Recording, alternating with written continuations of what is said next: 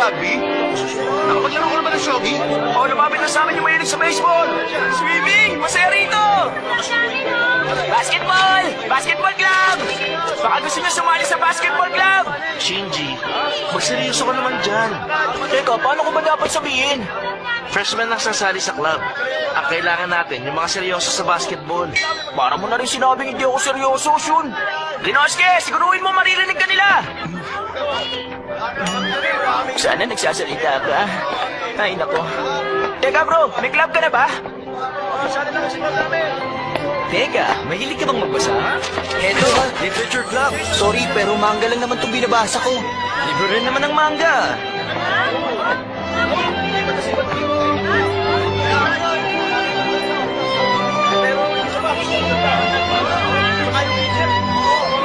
Basketball! Basketball club! Sumali kayo rito at magiging cute Salamat! kayo. Basketball club ba kayo? Huh?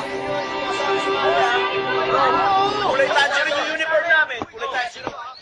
Konti na lang ang kailangan natin.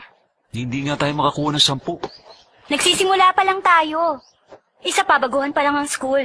Kung mananalo tayo sa Inter-High at Winter Cup, nasisiguro ko na tayo ang katatakutan next year. Talaga bang ugali mo na bigyan ng pressure ng team captain? Junpei, kailan ka pa nakaramdam ng pressure sa akin?